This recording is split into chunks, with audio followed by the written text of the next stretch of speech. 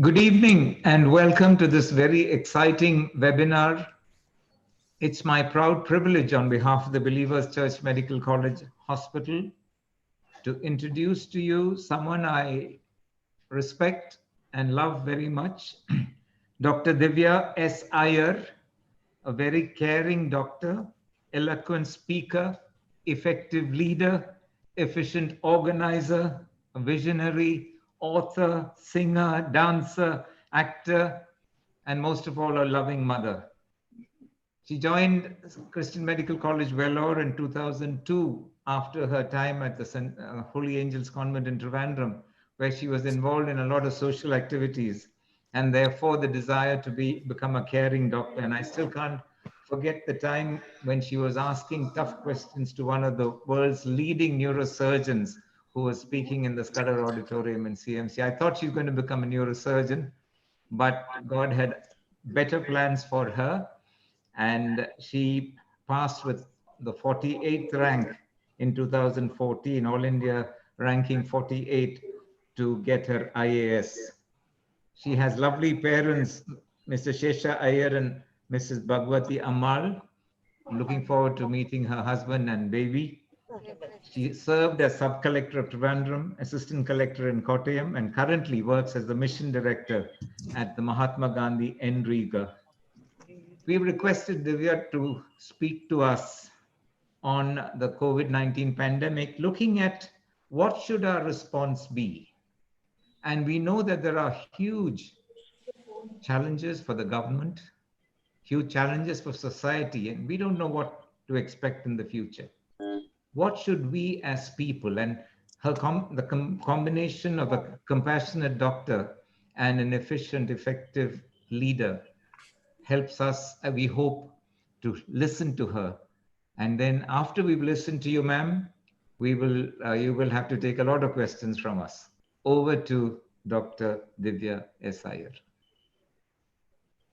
Thank you so much, Dr. Jachandi. I'm truly humbled and honored to listen to your words once again. I'm so fondly reminiscing my days at my alma mater.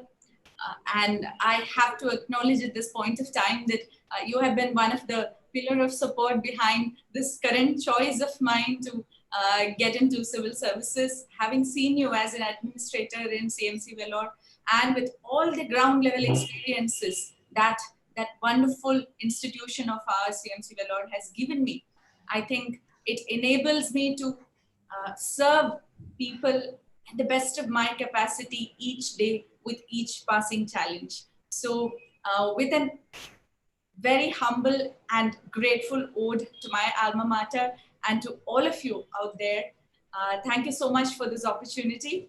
And without much ado, let me get into trying to deliver my task, which has been entrusted upon me by Dr. Jachandi and his team.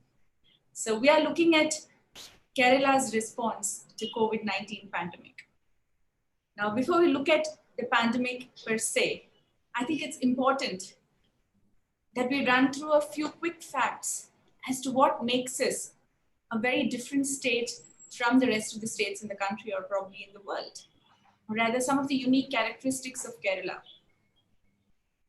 As far as COVID-19 pandemic goes, we all know that Kerala was the first state to get affected. And we have been rolling in a number of risks, wherein, first of all, we are a touristy state, which means that a high number of tourists visit our state every year. And if we look at the data of 2019, we find that over 1 crore tourists have arrived in Kerala. And the year has actually shown a very significant growth in the tourism sector as well. That is one high risk factor. Second, as we all know, we have a flourishing remittance economy, which is a good news, but that also comes with the fact that we have lakhs and lakhs of NRIs and NRKs, the non-resident Indians and non-resident Keralites, as we would fondly call them, as Pravasis, staying outside the country as well as staying outside the state.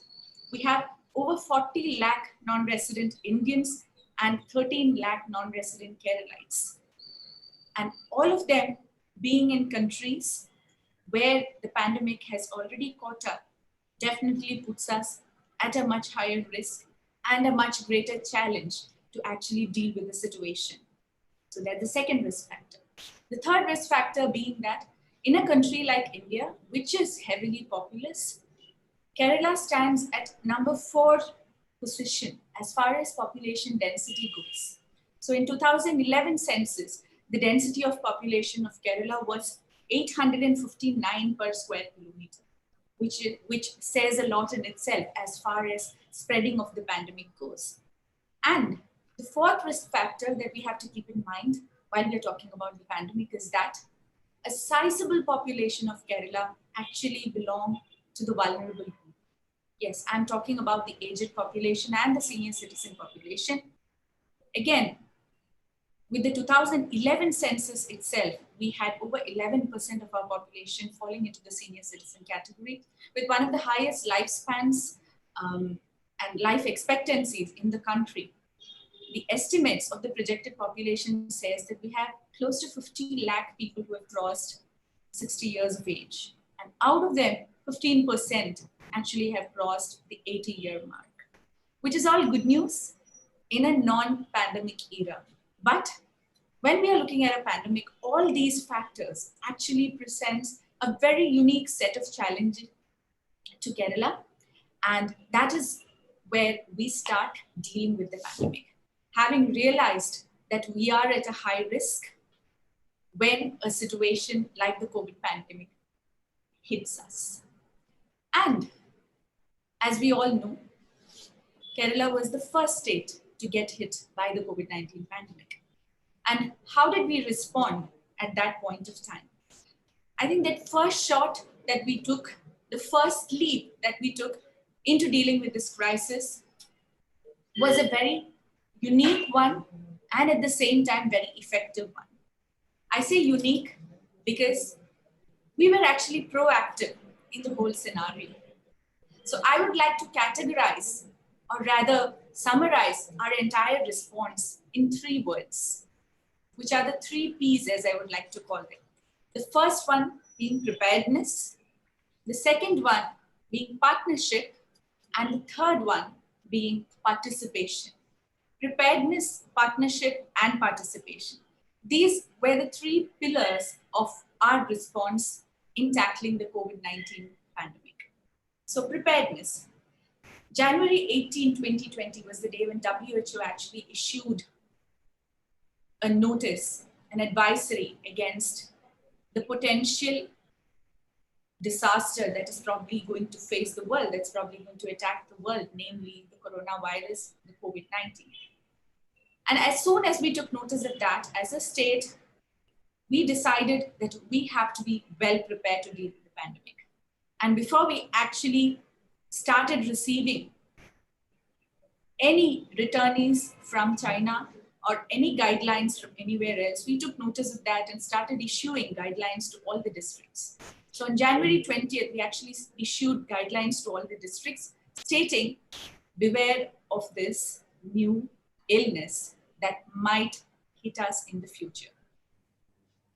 And as luck would have it, we definitely had our incoming medical students from Wuhan in China the very next week. And soon, at a state level, we started formulating comprehensive guidelines as to how this entire situation has to be dealt with. And on 29th of Jan, we had the first COVID positive case detected in one of our students who had returned from Wuhan, China. And soon after that, the cases started building up. And in the first flush, we actually contained the COVID-19 illness in one single cluster. And then, as we all know, March 8th was the day when we actually detected the first cluster in your district in Pathanamthitta. And I have to say that the Pathanamthitta district administration, as well as the people of Pathanamthitta, actually led the way in this COVID pandemic crisis by showing the world how you can contain the pandemic with effective preparedness, partnership, as well as participation. So let's move into the first one, which is preparedness. So as I told you, with all those risk factors and being the first state to be hit by the pandemic, we had at one point of time the highest number of cases in any state in the country. And from that situation, we have come a long way today as we cross 6 months into this pandemic. And as we stand today, we have around 4,500 plus cases who have tested positive. But we definitely can be proud of the fact that from the point where we started, today, we probably have the highest recovery rate in the country,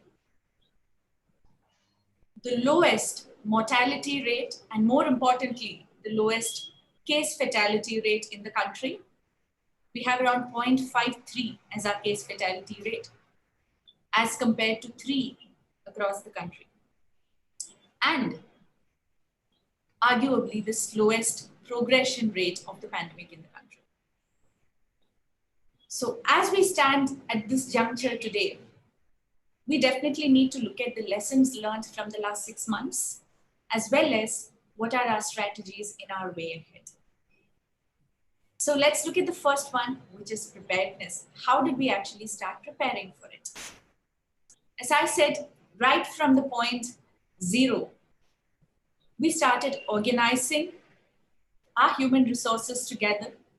We started putting together our policies and plans and started rolling it out at the field level without a pause. And when we talk about preparedness, I would be remiss if I do not mention the lessons learned from the Nipah virus attack that Kerala had successfully managed a year and a half ago. It's probably that experience which gave us the depth of understanding into viral illnesses, as well as the epidemiology behind containing epidemics, though we never expected a pandemic at that point of time. In fact, none of us did.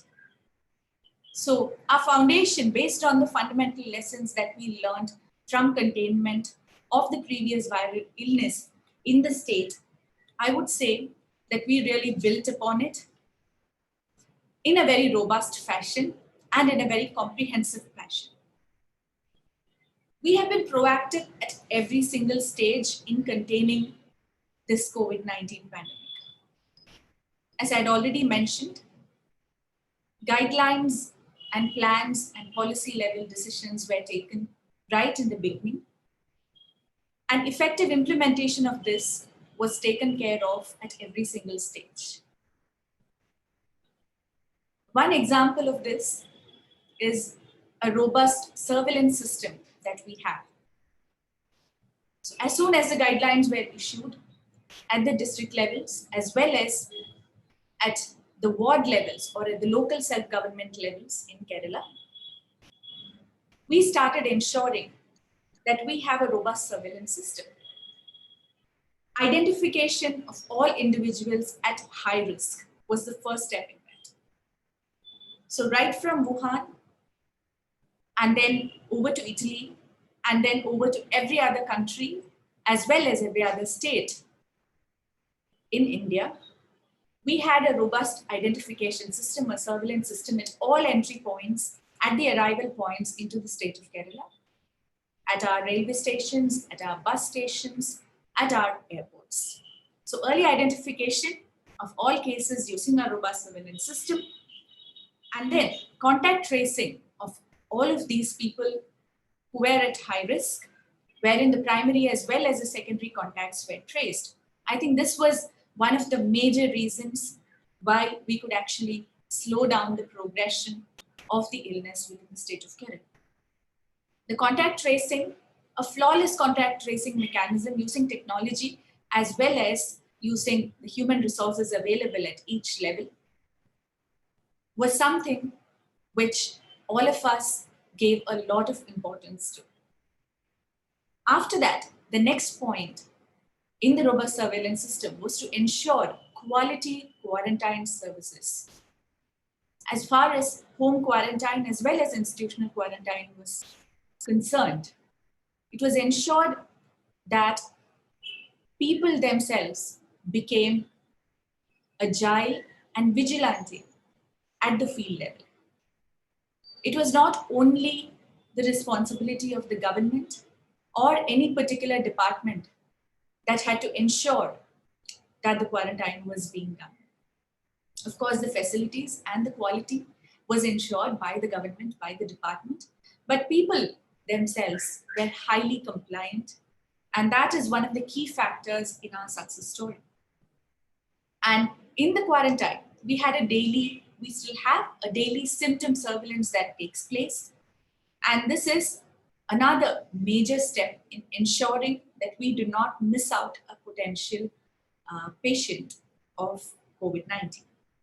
Apart from all this, so we talked about early detection of high-risk individuals, and then we talked about the contact tracing of the primary as well as the secondary contacts of these high-risk individuals, and then the daily symptom surveillance at the quarantine centers, both home quarantine as well as institutional quarantine at various stages of this pandemic.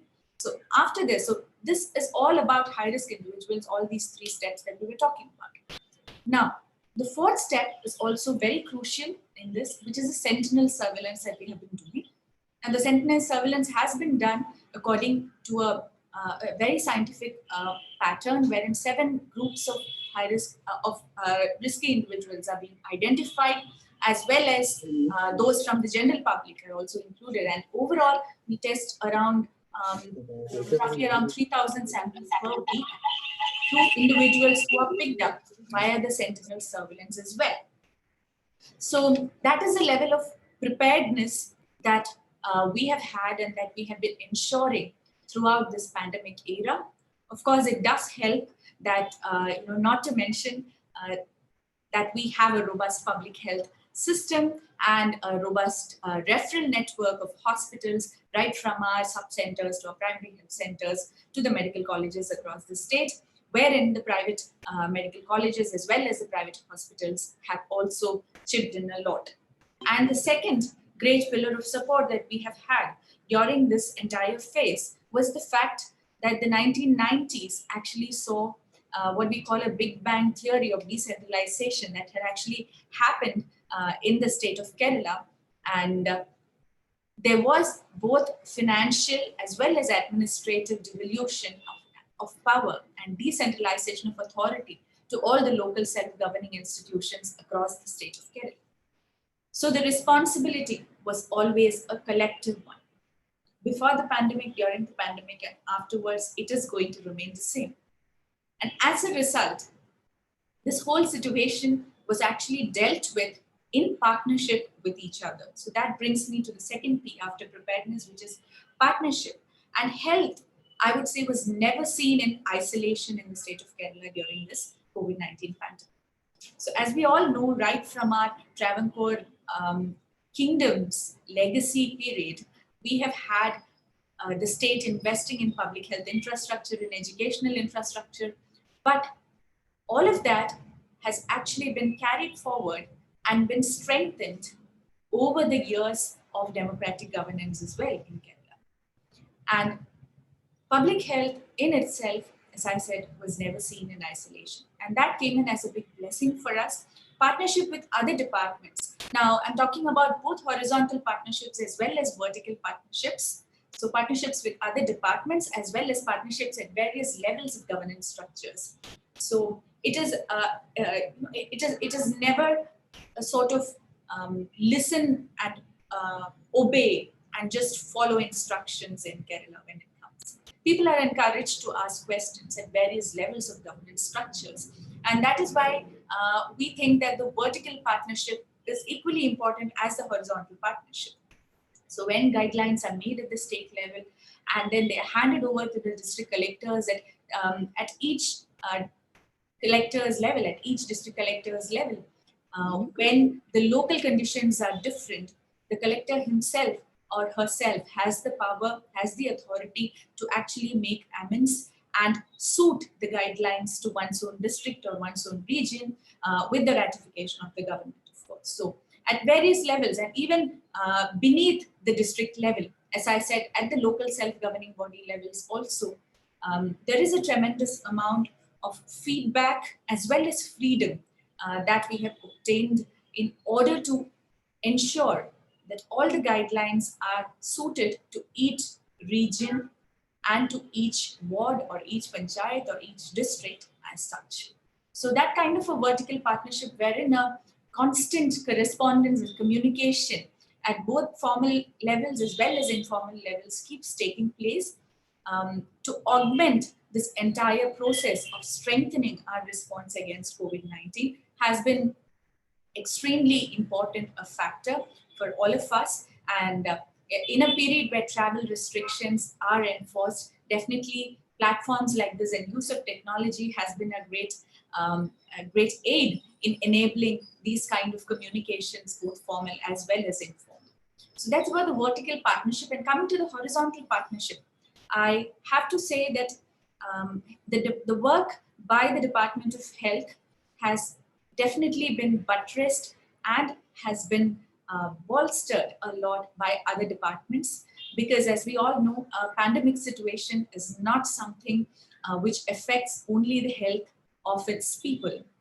It affects the economy, it affects the morale, it affects every single aspect of a citizen's life. And that is where the role of every other department comes in. And it's important that all the departments work in consonance with each other. It has to be a beautiful harmony of actions so that it doesn't err on to becoming a pandemonium.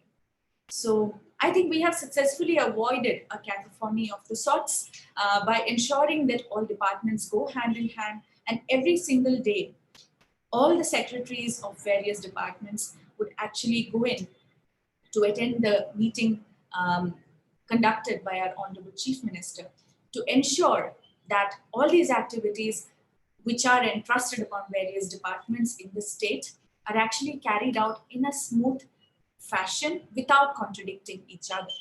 So as we all know, the policing has been on the forefront during the days of our lockdown to ensure that all the safety precautions have been taken and to ensure that the lockdown is implemented successfully.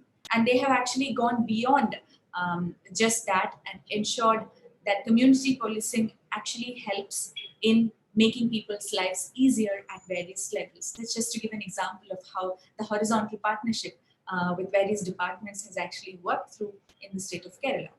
And coming to my own experience with my department, as was said in the introduction, I currently head the mission of Mahatma Gandhi National Rural Employment Guarantee Scheme in the state. And we belong to the local self-government department here. So I have already mentioned how the decentralization process have given a sense of power as well as responsibility to all the panchayats as well as municipalities and corporations across the state of Kerala.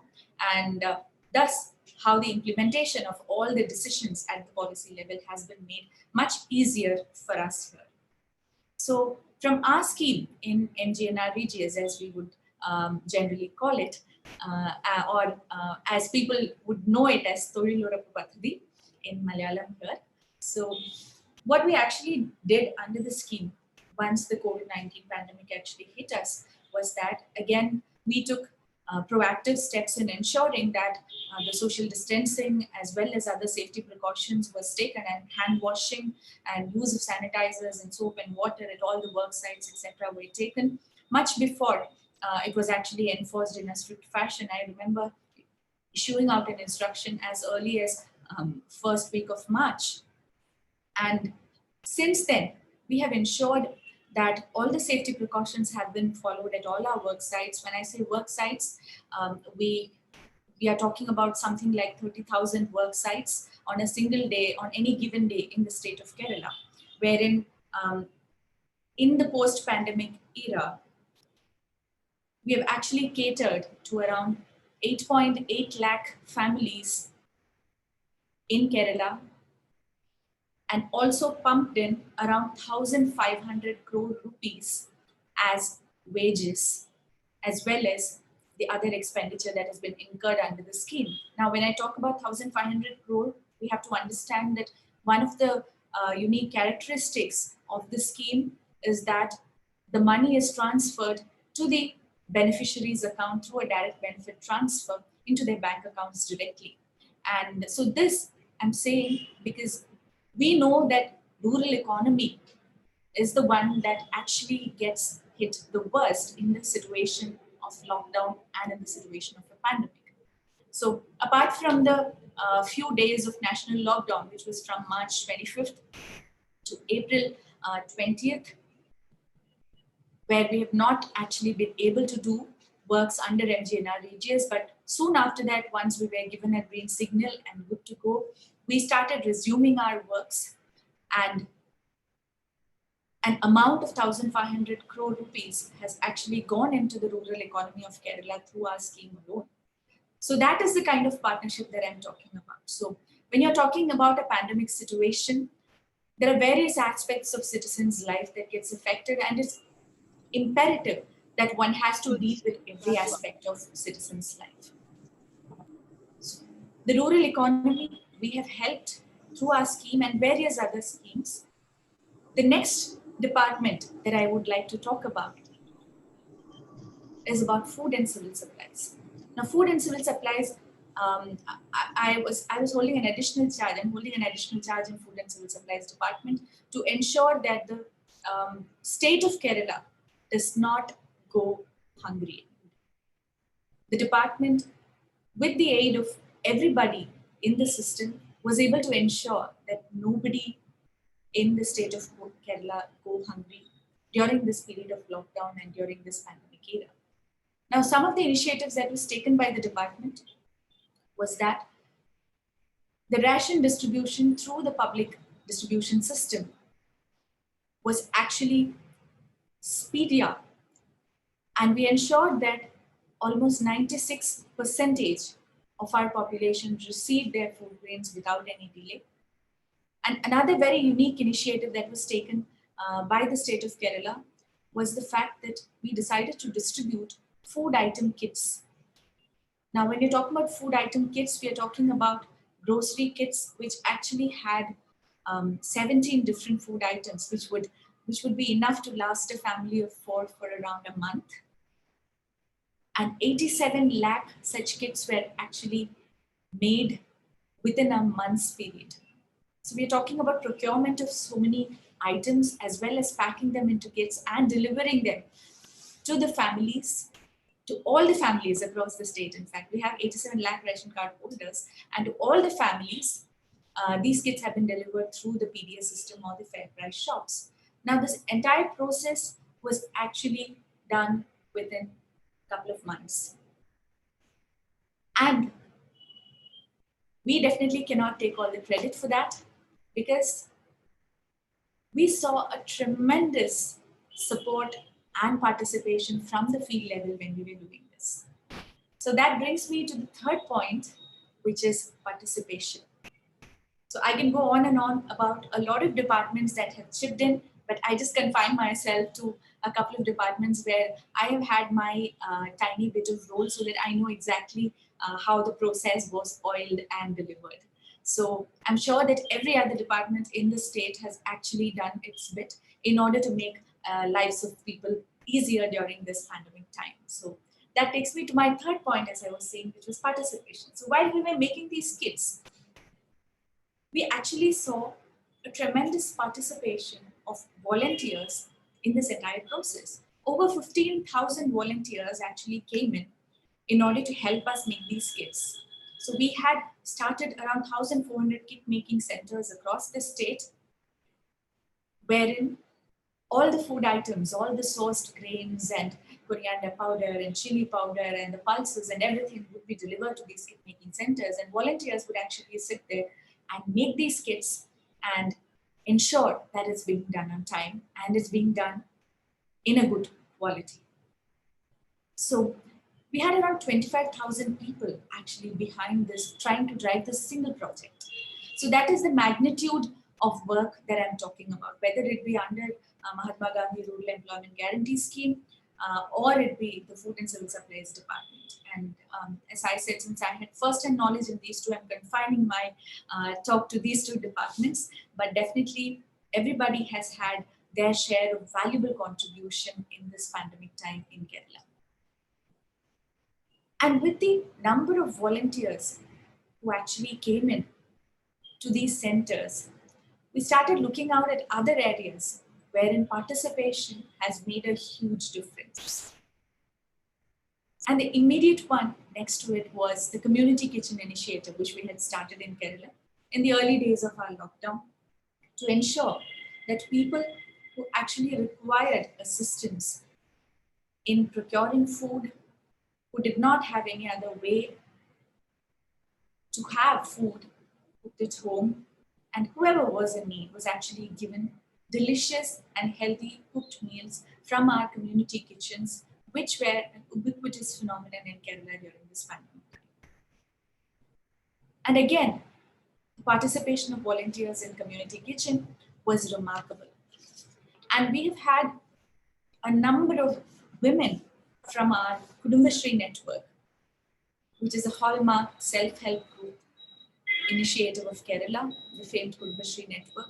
We've had lakhs of women from the Kudumbashri network who have volunteered in these community kitchens, as well as in numerous other activities, including stitching of masks and preparation of hand wash and sanitizers, etc., across the state in order to ensure that the availability of these items were adequate at all levels. Apart from this, we also started a portal called the Sannatham portal, wherein people were encouraged to register on this portal in order to volunteer for various activities of their choice in various districts of Kerala.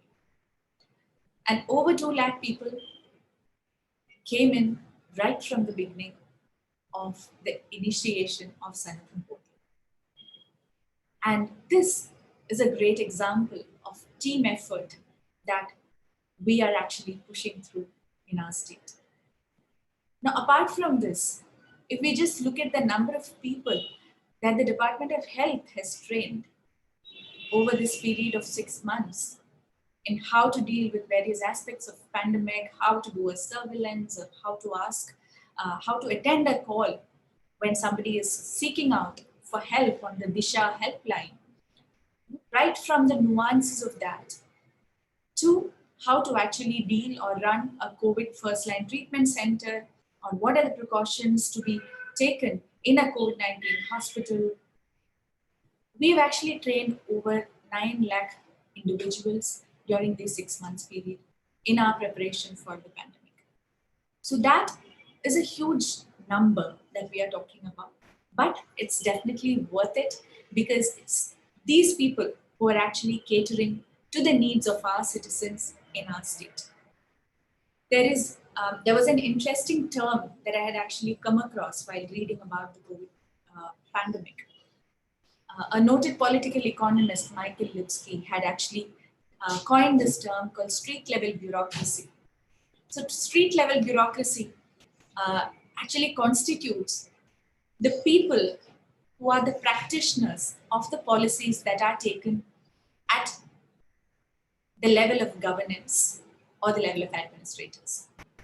So in Kerala, I would say the competence as well as the participation of the street level bureaucracy has been tremendous, and it's been a huge success. Whether it be the elected representatives, whether it be the volunteers, whether it be members of the self-help group, whether it be beneficiaries under NGNREGS, the numbers actually go on and on.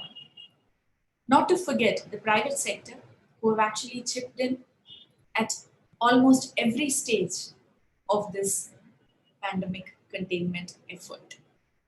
One example from the district of Pathanamthitta, which I'm reminded of when I'm talking about participation, is an example that was shared by your district collector, where he had said that when he wanted to solve the migrant crisis, the looming migrant crisis that was about to probably take place, which we very quickly averted. One practical problem that he faced was the fact that when migrant laborers, or as we would like to call them as guest workers in the state of Kerala, when they wanted to communicate with the state government on the given helpline numbers, often the person at the other end of the helpline number could not follow their mother tongue or their language. And that was a stumbling block because, as I said, seamless communication was the need of the hour. And all that he did was to actually put out a post on his Facebook page seeking volunteers to come in at their call centers. And boom, within a day, I think he received something like 30 volunteers who actually knew various languages like Bengali and Assamese and Odia and Hindi and various other languages which he had asked for. So these people were actually put in the call centers to efficiently manage and cater to the needs of all the guest workers in the district of Patna. So this is the kind of initiative and this is the kind of support and participation that the government as well as the government functionaries have been receiving from the ground level, from the people as a whole. So it's definitely this kind of participation, I would say, would make any policy or any decision a success. And not to forget that participation does not only involve initiatives, but also involves cooperation and compliance, which again, I think is a hallmark of Kerala, wherein our health-seeking behavior is something which we all can be proud of. So it is not only enough that we have public health infrastructure at various levels, but it's also important that the awareness levels of people as well as the health-seeking behavior of people is good enough in order to utilize these health-related infrastructure in a good fashion. And I think that is where we actually stand above the rest of the states in the country, wherein the awareness levels of people as well as their health-seeking behavior has been a huge contributor to our success story in this era. I remember much before even the lockdown was actually enforced, from one of our work sites, I received a call stating that you have actually issued instructions that these safety precautions have to be followed. But there is this work site near my house wherein I see that some women are not actually following their precautions. Why don't you do something about it? So this was a concerned citizen that would actually find out my number and call me up and say that. And I was extremely happy to know that even before we had enforced any of these lockdown mechanisms, people were started to get aware of what is happening around us, of what instructions have been issued and what needs to be followed and what is to be done and what is not to be done. So with that level of awareness, I think the job of the government definitely becomes much easier. So here is to all of you, especially all the doctors, the nurses, and the paramedical team, the hospital administrators, and everybody out there in the field who are the frontline warriors, who are effectively participating in order to make our battle against COVID-19 a success. Thank you to all of you, and thank you so much for this opportunity. And I'm extremely delighted to be conversing with you all today. So I would like to end my words with that. And I really look forward to hearing from you and will try to answer you to the best of my ability. Thank you so much. Dr. Divya, thank you very much for that enlightening talk.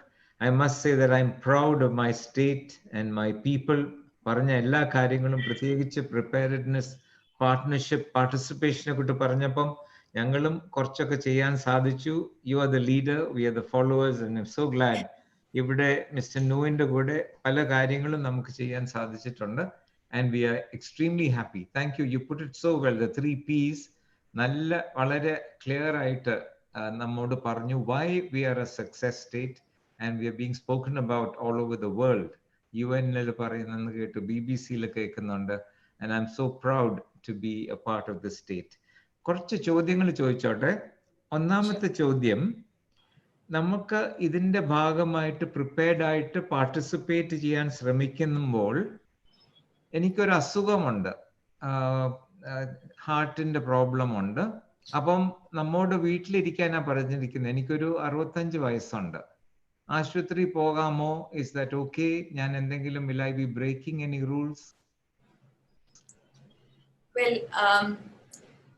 നമ്മൾ ഈ പറഞ്ഞ ഈ ഒരു പ്രക്രിയയിൽ ഏറ്റവും അധികം പ്രാധാന്യം കൊടുക്കുന്ന ഒരു വിഭാഗമാണ് മുതിർന്ന പൗരന്മാർ അല്ലെങ്കിൽ വയോധികർ എന്നുള്ളത് ഞാൻ ആദ്യം പറഞ്ഞപ്പോൾ നമ്മുടെ ഒരു വലിയൊരു റിസ്ക് ഫാക്ടർ ആണെന്ന് ഞാൻ പറഞ്ഞു. ഏകദേശം 50 ലക്ഷത്തോളം മുതിർന്ന പൗരന്മാരുള്ള ഒരു സംസ്ഥാനമാണ് കേരളം എന്നുള്ളത്. അപ്പോൾ അത് തന്നെ നമുക്ക് യഥാർത്ഥത്തിൽ മുതിർന്ന പൗരനും അതുപോലെ തന്നെ മറ്റ് അസുഖങ്ങളുള്ള വ്യക്തികളും തീർച്ചയായിട്ടും ഈ കാലഘട്ടത്തിൽ വളരെയധികം ആരോഗ്യത്തെ സൂക്ഷിക്കുന്ന രീതിയിലുള്ള പ്രവൃത്തികളിൽ മാത്രമേ ഏർപ്പെടാൻ പാടുള്ളൂ എന്നുള്ളത് നമ്മൾ നിഷ്കർഷിക്കുന്ന ഒരു കാര്യം തന്നെയാണ്. അതുകൊണ്ട് തീർച്ചയായിട്ടും anybody with comorbidities, anybody who is a senior citizen is definitely advised to stay indoors and to reduce exposure as much as possible. അപ്പോൾ തീർച്ചയായിട്ടും അങ്ങനെയുള്ളവർ ഏറ്റവും വലിയൊരു സംഭാവന സമൂഹത്തിന് ഈ കാലഘട്ടത്തിൽ നൽകുക എന്ന് പറയുന്നത് സ്വന്തം ആരോഗ്യം സംരക്ഷിക്കുക എന്നുള്ളത് തന്നെയാണ്. മറ്റൊരാൾക്ക് നന്മ ചെയ്യുന്നതിലുപരിയായി എനിക്ക് തോന്നുന്നു സ്വന്തം ആരോഗ്യം സംരക്ഷിക്കുക, കഴിയുന്നതും വീട്ടിനുള്ളിൽ തന്നെ ഇരിക്കാൻ ശ്രമിക്കുക.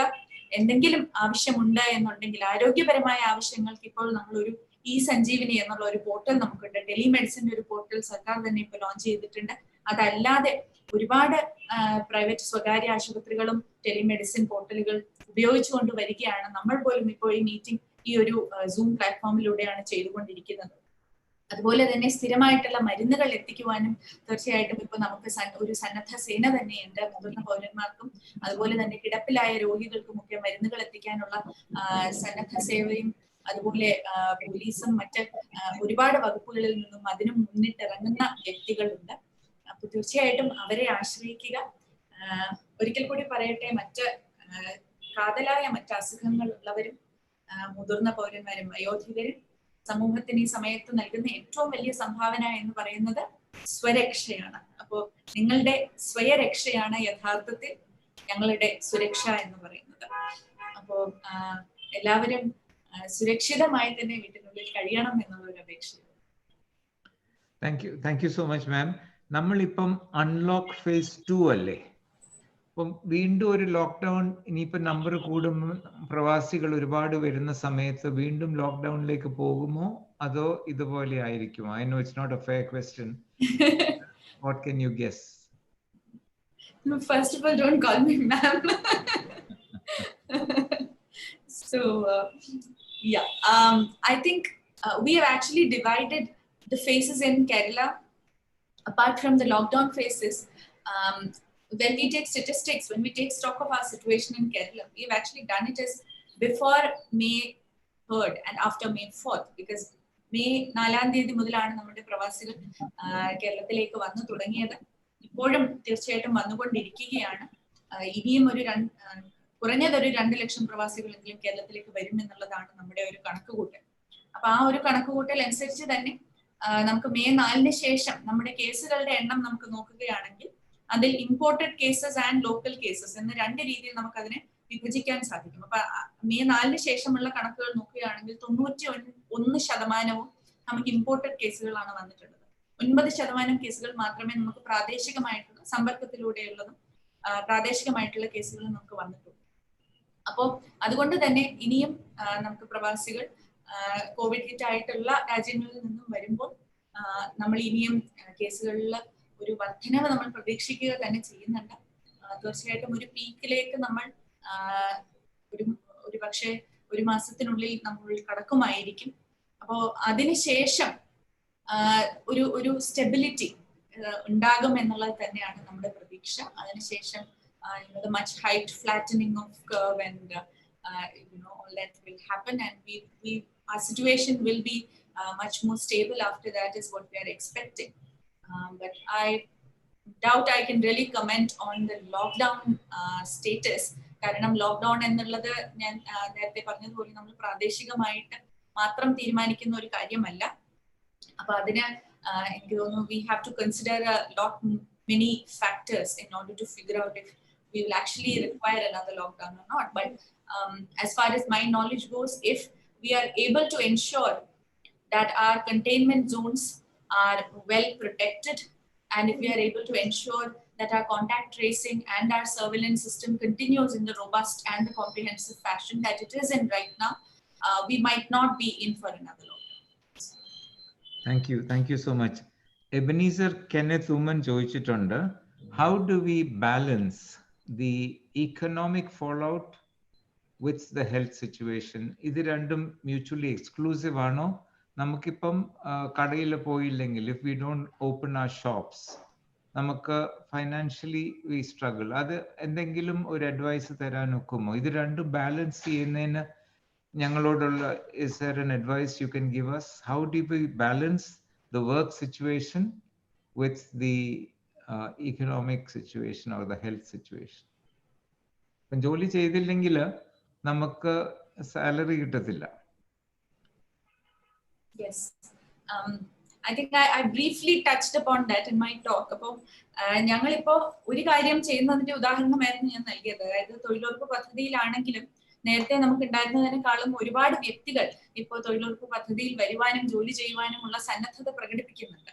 കാരണം ഒരു പക്ഷേ താങ്കൾ പറഞ്ഞതുപോലെ മറ്റു ജോലികളുടെ ലഭ്യത എന്ന് പറയുന്നത് കുറയുമ്പോൾ അതിനൊരു ഫോൾ ബാക്ക് ഓപ്ഷൻ ആയിട്ടും പലരും ഇപ്പോ തൊഴിലുറപ്പ് പദ്ധതി കണക്കാക്കുന്നുണ്ട്. അപ്പൊ ഇത് ഗ്രാമീണ മേഖലയെ കുറിച്ചാണ് ഞാൻ ഈ പറയുന്നത്. കാരണം ഞങ്ങളുടെ പദ്ധതി ഗ്രാമീണ മേഖലയിൽ മാത്രം കേന്ദ്രീകരിക്കുന്ന ഒരു പദ്ധതിയാണ്. അപ്പൊ ഇതുപോലെ തന്നെ ലഭ്യമായിട്ടുള്ള അവസരങ്ങൾ തീർച്ചയായിട്ടും ഒരുപാട് വ്യക്തികൾ ഇപ്പോൾ ഉപയോഗിക്കുന്ന ഒരു സാഹചര്യമാണ് നമ്മൾ കാണുന്നത്. ഒരു പക്ഷെ എല്ലാവർക്കും അവരവർ ചെയ്തുകൊണ്ടിരിക്കുന്ന തൊഴിൽ തന്നെ തുടരാൻ കഴിയുന്ന ഒരു സാഹചര്യത്തിലല്ല നമ്മളിപ്പോൾ ഇരിക്കുന്നത്. അപ്പൊ ആ ഒരു സാഹചര്യത്തിൽ തീർച്ചയായിട്ടും മറ്റു തൊഴിലുകൾ അന്വേഷിച്ച് പോകുന്ന ആളുകളുണ്ട്. അതുപോലെ തന്നെ തുടരുന്ന തൊഴിലിൽ തന്നെ എന്തെങ്കിലും ഒരു നൂതനമായിട്ടുള്ള ശൈലിയിൽ അതിനെ തുടരുവാനായിട്ട് ശ്രമിക്കുന്നവരുണ്ട്. ഉദാഹരണത്തിന് ടെക്സ്റ്റൈൽ കടകൾ. ഇപ്പൊ ആളുകൾ തുണി വാങ്ങാൻ എന്ന് പറഞ്ഞ് പുറത്തിറങ്ങുന്നത് ഇപ്പൊ വളരെ കുറവായിരിക്കും. കാരണം ഭക്ഷണത്തിന് വേണ്ടി ഒരു പക്ഷെ പുറത്തിറങ്ങി എന്ന് വരാം, മരുന്നുകൾ വാങ്ങിക്കാൻ വേണ്ടി പുറത്തിറങ്ങി എന്ന് വരാം, തുണികൾ വാങ്ങിക്കുവാനായിട്ട് ഈ ലോക്ക്ഡൌൺ ഫേസിൽ ആയാലും അതിനുശേഷമായാലും ഒരു പക്ഷേ ആളുകൾ അധികമായി പുറത്തിറങ്ങുന്ന ഒരു സാഹചര്യം നാം കാണുന്നില്ലായിരുന്നു.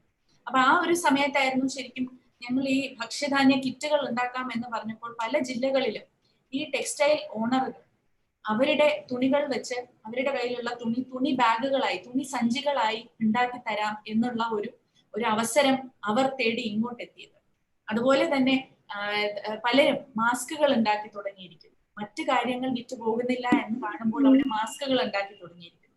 അപ്പോൾ ബിസിനസ്സുകൾ എന്ന് പറയുന്നത്, വ്യാപാരികൾ എന്ന് പറയുന്ന വ്യാപാര വ്യവസായ സംഘങ്ങളുമായി ഞങ്ങൾ നിരന്തരം ചർച്ച ചെയ്യുന്നുണ്ട്. അവർക്കുണ്ടാകുന്ന പ്രശ്നങ്ങൾ എന്തൊക്കെയാണോ അതൊക്കെ മാറ്റിക്കൊടുക്കുവാൻ കഴിയുന്നതും നമ്മൾ ഒരു സപ്പോർട്ട് എന്നുള്ള രീതിയിൽ ഒരു താങ്ങ് എന്നുള്ള രീതിയിൽ നൽകാനായി ശ്രമിക്കുന്നുണ്ട്. പക്ഷെ പലരും വളരെ ഇന്നോവേറ്റീവ് ആയിട്ടുള്ള ഓരോ കൃത്യങ്ങൾ ചെയ്യുവാനും turning the crisis into an opportunity എന്നുള്ള ഒരു നിലയിൽ നോക്കുവാനും പലരും ആരംഭിച്ചിട്ടുണ്ട്. അപ്പൊ അത് തീർച്ചയായിട്ടും അതൊരു I think that's a very good sign as far as our entrepreneurship economy goes. And as far as rural economy goes, as I said, there are a lot of people who are turning towards NGNREGS and other government-led schemes wherein they find opportunities to work when the rest of the sectors are in a bit of a dim light right now. So എനിക്ക് തോന്നുന്നു കേരളത്തിൽ പല വ്യക്തികളും തീർച്ചയായിട്ടും ഈ ഒരു പ്രതിസന്ധിയെ തരണം ചെയ്തുകൊണ്ട് ഇതിനകത്ത് നിന്നുകൊണ്ട് എന്തൊക്കെ അവസരങ്ങൾ നമുക്ക് നേടാൻ കഴിയുമെന്ന് നോക്കുന്നവർ തന്നെയാണ് എന്നാണ് എൻ്റെ അനുഭവം പറയുന്നത്. അപ്പോ എല്ലാവരും അവരവരുടെ രീതിയിൽ തന്നെ ഇതിലേക്ക് ഒരു സംഭാവന ചെയ്യുവാനായി ഇതിലൂടെ ശ്രമിക്കുന്നുമുണ്ട് എന്ന് വേണം പറയുവാൻ. Because with every person's work actually the entire economy of the state is getting boosted up. So ആ ഒരു രീതിയിൽ I think everybody is contributing their bit and trying to balance it out while ensuring that the safety protocol and the precautions are being followed. Thank you, Dr. Divya. I'm reading out a question from the chat box. I'm sure Rakesh is a fan of yours. He writes, food kit distribution under your leadership was a huge success. Could you tell us how this was achieved? You touched on it, but do you want to talk about it? Because I saw it and I'm reading it out to you. Okay. Yeah. Thank you, Rakesh.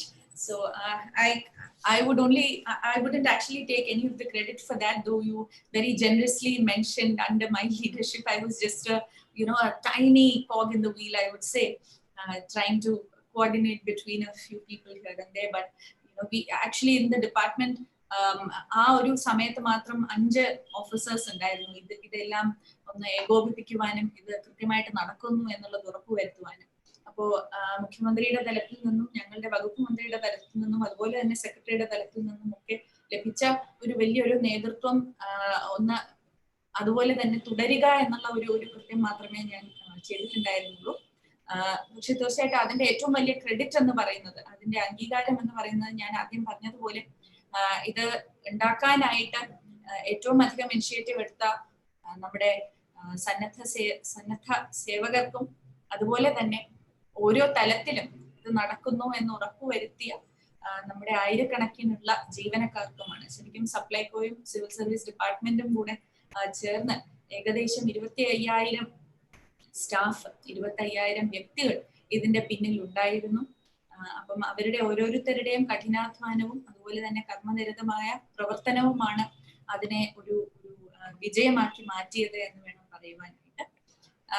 അതിന്റെ പിന്നിൽ എന്തായിരുന്നു എന്ന് പറഞ്ഞാൽ, അതിന്റെ പിന്നിൽ പ്രചോദനം എന്തായിരുന്നു എന്ന് പറഞ്ഞാൽ, ഞാൻ ആദ്യം പറഞ്ഞതുപോലെ കേരളത്തിലെ ഒരു വ്യക്തിയും ഈ ഒരു പ്രതിസന്ധി കാലഘട്ടത്തിൽ വിശപ്പോടെ ഉറങ്ങാൻ പോകരുത് എന്നുള്ളതായിരുന്നു. വിശക്കുന്ന വയറോടെ ഉറങ്ങാൻ പോകരുത് എന്നുള്ള ഒരു നിശ്ചയദാർഢ്യം വകുപ്പിന് ഉണ്ടായിരുന്നു.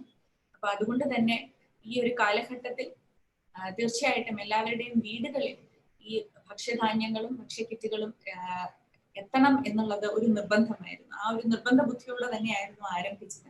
കാരണം ഒരുപക്ഷെ ചരിത്രത്തിൽ ഇതുവരെ ഇത്രയും ഒരു ചെറിയ സമയത്തിനുള്ളിൽ ഇത്രയും അധികം ഭക്ഷ്യധാന്യ കിറ്റുകൾ, അപ്പൊ 87 ലക്ഷം കിറ്റുകൾ, ഒരു കിറ്റിനകത്ത് 17 സാധനങ്ങൾ എന്നുള്ളത് ഒന്ന് കണക്ക് കൂട്ടി നോക്കിയാൽ അറിയാം എത്ര കിറ്റുകളാണ്, എത്ര കിലോഗ്രാം സാധനങ്ങളാണ് നമ്മൾ ആക്ച്വലി പ്രൊക്യൂർ ചെയ്യേണ്ടത്. 87 ലക്ഷം കിലോഗ്രാം പയറ് അല്ലെങ്കിൽ 87 ലക്ഷം കിലോഗ്രാം പരിപ്പ് എന്നുള്ള രീതിയിലൊക്കെയാണ് നമ്മൾ പ്രൊക്യൂർമെന്റ് തന്നെ നടന്നുകൊണ്ടിരുന്നത്. അതും ആ സമയത്ത് ലോക്ക്ഡൌൺ കാലഘട്ടം ആയതുകൊണ്ട് തന്നെ വണ്ടികളുടെയും മറ്റ് നമ്മുടെ ട്രാൻസ്പോർട്ടേഷൻ ഫെസിലിറ്റീസ് എല്ലാം തന്നെ കുറച്ച് ബ്ലോക്ക്ഡ് ആയിട്ടിരുന്നു. മറ്റ് സംസ്ഥാനങ്ങളിൽ നിന്നുമൊക്കെ സാധനങ്ങൾ വരേണ്ടുന്നുണ്ടായിരുന്നു. അപ്പോൾ അങ്ങനെ ഓരോ തലത്തിലുമുള്ള ടൈംലി ആയിട്ടുള്ള പ്രോബ്ലം റെസൊല്യൂഷൻ അല്ലെങ്കിൽ പ്രോബ്ലം സോൾവിങ്, അതായിരുന്നു ഞാൻ അതിൽ നിന്നും പഠിച്ച ആദ്യത്തെ ഒരു പാഠം എന്ന് പറയുന്നത്. നമ്മൾ ഒരു വ്യക്തിയെ ഒരു കാര്യം ഏൽപ്പിച്ചു കഴിഞ്ഞു എന്ന് വെച്ചിട്ട് ഒരിക്കലും മറന്നു പോകരുത്. അതിനെക്കുറിച്ച് നിരന്തരമായി ഫോളോ അപ്പ് ചെയ്യുക. വളരെ ടൈംലി ആയിട്ട് ഏത് സമയത്താണോ കൃത്യമായിട്ട് അത് ആവശ്യം ആ സമയത്ത് തന്നെ കൃത്യമായിട്ട് പ്രോബ്ലം സോൾവിങ് ചെയ്യുക, ആവശ്യമായിട്ടുള്ള ഇന്റർവെൻഷൻ ചെയ്യുക. നമ്മുടെ ടീമിലുള്ള എല്ലാവർക്കും, ഈ പറയുന്ന 25,000 വ്യക്തികൾക്കും അതിന്റെ അംഗീകാരം എന്ന് പറയുന്നത്, അതിന്റെ ക്രെഡിറ്റ്, അതിന്റെ റെക്കഗ്നിഷൻ എന്നുള്ളത് എല്ലാവർക്കും വളരെ ജനറസ് ആയിട്ട് തന്നെ നൽകുക. കാരണം ഓരോ വ്യക്തിക്കും അവരുടെ മനസ്സിൽ ഞാൻ ചെയ്യുന്ന ജോലി എന്ന് പറയുന്നത്, അല്ലെങ്കിൽ ഞാൻ ഇന്ന് ചെയ്യുന്ന കൃത്യം ഏറ്റവും പ്രധാനപ്പെട്ട കൃത്യമാണ് നമ്മുടെ സമൂഹത്തിന്, നമ്മുടെ ജനതയ്ക്ക് എന്നുള്ള ഒരു തോന്നൽ അവരിൽ നമുക്ക് ജനിപ്പിക്കാൻ സാധിക്കണം. അത് നമുക്ക് ചെയ്യാൻ സാധിച്ചു എന്നുണ്ടെങ്കിൽ എനിക്ക് തോന്നുന്നു എത്ര വലിയ ടാസ്ക് ആയാലും നമുക്ക് തീർച്ചയായിട്ടും അത് ഫിനിഷിംഗ് പോയിന്റിലേക്ക് എത്തിക്കാൻ സാധിക്കും എന്ന് തന്നെയാണ് ഈ ഒരു പ്രക്രിയ എന്നെ പഠിപ്പിച്ചത്. അപ്പൊ എനിക്കും ഇതൊരു വലിയൊരു it was a great lesson for me. It was a great learning point for me in my career, I would say. Thank you, Dr. Divya. Another Dr. Riju writing to you, I'm amazed at the way the government system works. You all have done extremely well, both during the floods and now during the epidemic and the pandemic. I noticed that നിങ്ങളാരും ഉറങ്ങുന്നതേ തോന്നുന്നില്ല. ഞങ്ങളും നിങ്ങളെ സഹായിക്കാനായിട്ട് ശ്രമിക്കുന്നു. What is your message to the healthcare workers?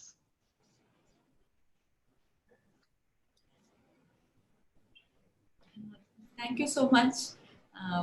I think all of you are rather very generous, because what we think is that it's ഞാനിപ്പോൾ direct ആയിട്ട് health ഡിപ്പാർട്ട്മെന്റിൽ അല്ലാത്തത് കൊണ്ടാണ് വേറിട്ട് പറയുന്നത്. അല്ലെങ്കിൽ എന്നും തീർച്ചയായിട്ടും ആദ്യം ഒരു ഡോക്ടർ തന്നെയാണ്, അതിനുശേഷമാണ് ബാക്കിയെല്ലാം.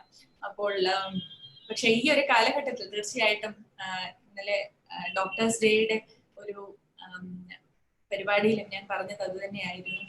ഇപ്പോ ഏറ്റവും അധികം ഒരുപക്ഷെ ത്യാഗം സഹിക്കുന്നതും ഏറ്റവും അധികം മുന്നിട്ടിറങ്ങി പ്രവർത്തിക്കുന്നതും സ്വന്തം ആരോഗ്യത്തെയോ സ്വന്തം കുടുംബത്തെയോ പോലും തൃണവൽക്കരിച്ചുകൊണ്ട് മുന്നിട്ട് നിൽക്കുന്നതും ഒക്കെ ഹെൽത്ത് കെയർ വർക്കേഴ്സ് തന്നെയാണ്. പൊതുജന ആരോഗ്യ രംഗത്ത് പ്രവർത്തിക്കുന്ന എല്ലാവരും, ആശാ വർക്കർ മുതൽ നമ്മുടെ ഒരു ജാനിറ്റർ മുതൽ ഇങ്ങോട്ടുള്ള എല്ലാവരും, ഡോക്ടർമാർ വരെ, ഹോസ്പിറ്റൽ അഡ്മിനിസ്ട്രേറ്റേഴ്സ് വരെ, നഴ്സസ് വരെ, പാരാമെഡിക്കൽ സ്റ്റാഫ് വരെ എല്ലാവരും തീർച്ചയായിട്ടും ഇതിൽ മുന്നണി പോരാളികൾ എന്ന് പറയുന്നത് നിങ്ങൾ തന്നെയാണ്. അപ്പോൾ on the other side of the table, whatever we are doing, I think it's not much when compared to what you guys are doing. And rest time എന്ന് പറയുന്നത് എനിക്ക് തോന്നുന്നു there is, to be very honest, there is not much, but definitely we all need a bit of me time or rest time in order to power ourselves up, to fuel ourselves up. അപ്പോൾ എനിക്ക് personally എൻ്റെ സ്വകാര്യ ജീവിതത്തിൽ പറയുകയാണെങ്കിൽ മനസ്സിന് ഒരുപാട് സന്തോഷം ലഭിക്കുന്നത് ജോലിയിൽ നിന്നും മാറി നിന്ന് സന്തോഷം ലഭിക്കുന്ന നിമിഷം എന്ന് പറയുന്നത് എൻ്റെ കുഞ്ഞിനോടൊപ്പം ചെലവഴിക്കുന്ന സമയമാണ്. അപ്പൊ ആ ഒരു സമയം എന്ന് പറയുന്നത് തീർച്ചയായിട്ടും പിന്നീട് തിരികെ വന്ന് കൂടുതൽ ജോലി ചെയ്യുവാനും കൂടുതൽ കാര്യങ്ങൾ ചെയ്യുവാനും ഒരു ഉത്തേജനമായിട്ട് ശരിക്കും മാറുകയാണ് ചെയ്യുന്നത്. അപ്പോൾ എനിക്ക് തോന്നുന്നു all of us go through that process of transference of energy from one side to the other, especially during this time. So spending time with our loved ones is a great way to boost our energy levels at work also. Thank you. Dr. Divya, ഒരു personal ചോദ്യം ചോദിച്ചോട്ടെ. The government is mooting an IMS, an Indian medical service. If that comes, would you opt for it? You don't need to answer, but if you can, I'd like to know. I don't think I have an option of doing that right now. So more than making a wish, I think it is a question of practical issues. So even if something like that comes up, I can probably root for it from outside. As an IAS officer, ഇപ്പോൾ 6 വർഷങ്ങളായി 2014 ബാച്ചാണ് ഞാനിപ്പോൾ. ഇനി മറ്റൊരു മേഖലയിലേക്ക്, മറ്റൊരു service മേഖലയിലേക്ക് കാലെടുത്ത് വെക്കുക എന്ന് പറയുന്നത് ഒരു പക്ഷെ സാധ്യമാകുമെന്ന് എനിക്ക് തോന്നുന്നില്ല. All support for that. We'll end with a difficult question. As you had said, you had said about the changes that have happened within the state in terms of tourism, in terms of the pravasigal തിരിച്ചു വരുന്നതിന്റെ കാര്യമൊക്കെ പറഞ്ഞു. Economically, we may be going into a difficult phase. Sorry, economically? We may be, as a state, we may be going into a difficult phase. Would you want to talk about it, or shall we just leave it for the time being? Well, it is a fact that we have to deal with. It is a reality that is happening around us. But I think where we are right now, when compared to where we were 6 months back, the situation doesn't look as gloomy as we expected it would. And we are hoping that we will be able to pick up from where we left as soon as we can. So as I said, homegrown ആയിട്ട് നമ്മളിപ്പോൾ നമ്മുടെ നാട്ടിനുള്ളിൽ തന്നെ എന്തൊക്കെ ചെയ്യാൻ പറ്റും എന്നുള്ളതിനെ കുറിച്ച് കൂടുതൽ ആലോചിക്കുകയും കൂടുതൽ ഗഹനമായി അതിനെക്കുറിച്ച് ചിന്തിക്കുകയും പ്രവർത്തിക്കുകയും ഒക്കെ ചെയ്തുകൊണ്ടിരിക്കുകയാണ്. അത് ഏത് മേഖലയിലാണെങ്കിലും, ഇപ്പൊ കാർഷിക മേഖലയിലാണെങ്കിൽ പോലും നമ്മൾ ഇപ്പോൾ നമ്മുടെ സംസ്ഥാനത്തിൽ സുഭിക്ഷ കേരളം എന്നുള്ള ഒരു പദ്ധതി നമ്മളിപ്പോൾ ആഹ്വാനം ചെയ്തിട്ടുണ്ട്. അതിന്റെ കീഴിൽ ഒരു പക്ഷേ കർഷകർക്ക് ലഭിച്ചുകൊണ്ടിരുന്ന ഒരു മാർക്കറ്റ് ഇപ്പൊ നമുക്കില്ല എന്നുണ്ടെങ്കിൽ അതിന് പകരമായിട്ട് നമുക്ക് എന്തൊക്കെ ചെയ്യാൻ സാധിക്കും, നമ്മുടെ തന്നെ ജനങ്ങളുടെ ഭക്ഷ്യസുരക്ഷ ഉറപ്പുവരുത്തുവാനായിട്ട് നമ്മുടെ കർഷകരുടെ പ്രവർത്തനങ്ങൾ നമുക്ക് എങ്ങനെ വിനിയോഗിക്കാൻ സാധിക്കും. അതിനകത്ത് പച്ചക്കറി കൃഷിയും നെൽകൃഷിയും മാത്രമല്ലാതെ ഇപ്പോ മത്സ്യകൃഷി എന്നുള്ളത് വളരെയധികം പ്രോഫിറ്റബിൾ ആയിട്ടുള്ള ഒരു സെഗ്മെന്റ് ആണ്. Actually it's much more profitable than agriculture. That's what I here. So ആ ഒരു മേഖലയിൽ നമുക്ക് എങ്ങനെയാണ് നമുക്ക് മുന്നോട്ട് പോകാൻ സാധിക്കുക? കാരണം കേരളത്തിൽ ഒരു പക്ഷേ റൗണ്ട് ദ ഇയർ ഡിമാൻഡ് ഉള്ള ഒരു കൺസംഷൻ ഐറ്റം ആണ് മത്സ്യം എന്ന് പറയുന്നത്. So മത്സ്യകൃഷി, though I am far away from it, so I mean, since you know that I'm a vegetarian, so but for the state, we are actually even under NGNRDGS, we are pushing forward aquaculture and pisciculture a lot. അപ്പൊ അങ്ങനെ പുതിയ പുതിയ മേഖലകൾ നമ്മളും ആരംഭിക്കുകയാണ്. പുതിയ പുതിയ മേഖലകളിലെ സാധ്യതകൾ എന്തൊക്കെയാണ് എന്ന് നമ്മൾ മനസ്സിലാക്കുകയാണ്. അങ്ങനെ ഒരു പക്ഷേ അതെല്ലാം നമുക്ക് മെറ്റീരിയലൈസ് ചെയ്യാൻ സാധിച്ചു എന്നുണ്ടെങ്കിൽ അത് തീർച്ചയായിട്ടും സാധിക്കും എന്ന് തന്നെയാണ് നമ്മുടെ വിശ്വാസവും. അങ്ങനെ പുതിയ മേഖലകൾ നമ്മൾ കാലെടുത്ത് വെച്ചുകൊണ്ട് തന്നെ നമ്മുടെ സമ്പദ് വ്യവസ്ഥയെ എന്തായാലും ഒരു തകർച്ചയിൽ നിന്നും നമുക്ക് പിന്തിരിപ്പിക്കാൻ നമുക്ക് എന്തായാലും സാധിക്കും എന്ന് തന്നെയാണ് എന്റെ വിശ്വാസം. We may not be able to flourish as much as we would have if COVID had not happened, but I don't think we will give up on this fight. We'll definitely not let our financial system, our economy crumble to this COVID pandemic. Dr. Divya, there are lots of congratulations coming from Rakesh and Anu and Reshmi and a whole lot of others. Madam, big hand of applause to the entire crew. Lots of applause and plaudits for you. But one slightly difficult question, Adodu Choichit NDA. Sure. How can we change the attitude of the public? Maybe it's only a minority section towards the expats, towards the Pravasis. Do you have a thought on that? Yes, I think ആരംഭിച്ചപ്പോൾ ഞാൻ ആദ്യം പറഞ്ഞതുപോലെ May 4-നായിരുന്നു നമ്മൾ പ്രവാസികളെ തിരിച്ചു കൊണ്ടുവരാനായിട്ട് ആരംഭിച്ചത്. ആരംഭകാലത്തിൽ ഒരു പക്ഷേ ഈ പറഞ്ഞതുപോലെ കുറച്ചു പേർക്കെങ്കിലും ഒരു ആശങ്കയുണ്ടായിരുന്നു. എന്തിനാണ് അല്ലെങ്കിൽ എങ്ങനെയാണ് നമ്മളത് ചെയ്യാൻ പോകുന്നത് എന്നുള്ളതിനെ കുറിച്ച്. പക്ഷേ ഈ ഒരു 2 മാസ കാലയളവിൽ എനിക്ക് തോന്നുന്നു ഭൂരിഭാഗം ജനങ്ങളുടെയും കാഴ്ചപ്പാട് നന്നേ മാറിയിട്ടുണ്ട്. വളരെ പോസിറ്റീവായിട്ട് അനുകൂലമായിട്ടുള്ള ഫീഡ്ബാക്ക് ആണ് ഞങ്ങൾക്ക് ലഭിച്ചുകൊണ്ടിരിക്കുന്നത്. കാരണം നമുക്ക് എല്ലാവർക്കും അറിയാം, കേരളത്തിൽ നമ്മൾക്ക് ഒരു കുടുംബത്തിൽ പോലും ഒരു പ്രവാസി ആയിട്ടുള്ള ഒരു ബന്ധുവോ അല്ലെങ്കിൽ ഒരു സുഹൃത്തോ ഇല്ലാത്ത ഒരു കുടുംബം പോലും കേരളത്തിൽ ഉണ്ടാവില്ല. അപ്പൊ നമ്മൾ പ്രവാസികൾ എന്ന് പറയുന്നവർ ശരിക്കും നമ്മളിൽ ഒരാൾ തന്നെയാണ്. ആ ഒരു തിരിച്ചറിവ് ആരംഭ കാലത്തിൽ, പക്ഷെ ആദ്യത്തെ ഒരാഴ്ച സമയത്തേക്ക് നമുക്കത് ലഭിക്കാനുള്ള ഒരു പക്വത കുറച്ചു പേർക്ക് ഇല്ലായിരുന്നു. പക്ഷെ അതിനുശേഷം തീർച്ചയായിട്ടും ജനങ്ങൾ അത് തിരിച്ചറിഞ്ഞു തുടങ്ങിയിരിക്കുന്നു എന്ന് തന്നെയാണ് എനിക്ക് തോന്നുന്നത്. അപ്പോൾ നമ്മളിൽ ഒരുവർ തന്നെയാണ് അവർ. മാറ്റി നിർത്തേണ്ടുന്നവരല്ല ഒരു കാലത്തും. എല്ലാവർക്കും കേരളത്തിൽ മറ്റ് സ്ഥലങ്ങളിൽ പോയി ജോലി ചെയ്യുവാനാണെങ്കിലും മറ്റ് സംസ്കാരങ്ങൾ അനുഭവിക്കുവാനാണെങ്കിലും ഒക്കെ വളരെയധികം താല്പര്യമുള്ള ജനങ്ങളാണ് കേരളത്തിലുള്ളത്.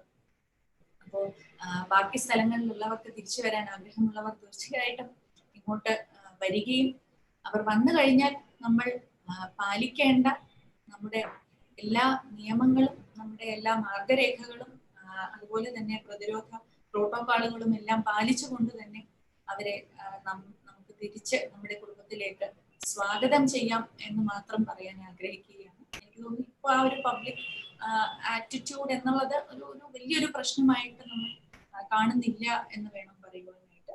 എവിടെയെങ്കിലും അങ്ങനെ പ്രശ്നങ്ങൾ ഉണ്ട് എന്നുണ്ടെങ്കിൽ ഞാൻ നേരത്തെ ഫുഡ് കിറ്റിന്റെ കാര്യം പറഞ്ഞതുപോലെ തന്നെ ടൈംലി ആയിട്ടുള്ള ഇന്റർവെൻഷൻ അതാത് ലെവലിൽ തന്നെ നടക്കുന്നുണ്ട് എന്നും തന്നെയാണ് അറിയാൻ സാധിക്കുന്നത്. Dr. Divya, thank you so much. There are lots of requests that they want to hear you sing, they want to see you dance. But anyway, for the time being, we'll let you go. Uruvadu Nandi for your talk and for answering all our questions so patiently.